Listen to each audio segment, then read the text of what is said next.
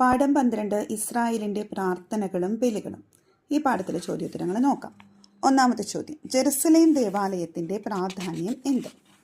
Jerusalem ദേവാലയത്തിൻ്റെ പ്രാധാന്യം page number 82 അതിൻ്റെ ഉത്തരമുണ്ട്. 7 വർഷം കൊണ്ടാണ് സോളമൻ ജെറുസലേമിലെ ദേവാലയം പൂർത്തിയാക്കിയത്. ഇസ്രായേൽ ജനത്തിന് ദൈവാരാധനയ്ക്കും വിശ്വാസ പ്രകടനത്തിനുമുള്ള കേന്ദ്രമായിരുന്നു ജെറുസലേം ദേവാലയം. ഇസ്രായേൽ ജനത്തിന് സാന്നിധ്യമാകാൻ ദൈവം തിരഞ്ഞെടുത്ത സ്ഥലമാണ് ഈ ദേവാലയം. ഇസ്രായേൽക്കാരുടെ ജീവിതത്തിൽ ദേവാലയത്തിന് അതീവ പ്രാധാന്യമുണ്ടായിരുന്നു. അപ്പോൾ 7 വർഷം കൊണ്ടാണ് പണിതത്. അവരുടെ ദൈവാരാധനയ്ക്കും അവരുടെ വിശ്വാസം പ്രകടിപ്പിക്കാനുമുള്ള ഒരു സ്ഥലമായിരുന്നു ജെറുസലേം ദേവാലയം, അല്ലേ?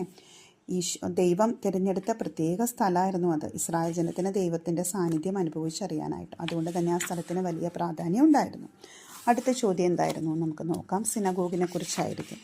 സിനഗോഗ് എന്ന പേരുണ്ടായത് എങ്ങനെ? അതിൻ്റെ ഉത്തരവിടെ കൃത്യമായിട്ട് എഴുതിയിട്ടുണ്ട്. ഒന്നിച്ചുകൂടുക എന്നർത്ഥമുള്ള സുനാഗോ എന്ന ഗ്രീക്ക് പദത്തിൽ നിന്നാണ് സിനഗോഗ് എന്ന പേര് ഉണ്ടായത്. കേട്ടോ, ഒന്നിച്ചുകൂടുക എന്നർത്ഥമുള്ള സുനാഗോ എന്ന ഏത് ഭാഷയാണ്? ഗ്രീക്ക് ഭാഷ.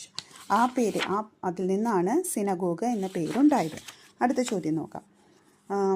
ഉള്ളടക്കത്തിൻ്റെ അടിസ്ഥാനത്തിൽ സങ്കീർത്തനങ്ങളെ എത്രയായി തിരിക്കും? അതിൻ്റെ ഉത്തരം പേജ് നമ്പർ 83 ഉള്ളടക്കത്തിൻ്റെ അടിസ്ഥാനത്തിൽ സങ്കീർത്തനങ്ങളെ സ്തുതിഗീതങ്ങൾ, വിലാപകീർത്തനങ്ങൾ, കൃതജ്ഞതാ കീർത്തനങ്ങൾ എന്നിങ്ങനെ 3 ഗണങ്ങളായി തിരിച്ചിരിക്കുന്നു. ദൈവവും ദൈവജനവും തമ്മിലുള്ള ആഴമേറിയ ബന്ധമാണ് സങ്കീർത്തനങ്ങളിൽ നമ്മൾ കാണുന്നത്. 3 തരത്തിലാണ് തിരിച്ചിരിക്കുന്നത്: സ്തുതിഗീതങ്ങൾ, വിലാപകീർത്തനങ്ങൾ, കൃതജ്ഞതാ കീർത്തനങ്ങൾ. അടുത്ത ചോദ്യം, ഏതെല്ലാം കാര്യങ്ങൾക്ക് വേണ്ടിയാണ് ഇസ്രായേൽക്കാർ ബലി അർപ്പിച്ചിരുന്നത്? അതിൻ്റെ ഉത്തരവ് ഈ പേജിൽ തന്നെയുണ്ട്. പേജ് നമ്പർ 83 നോക്കാം.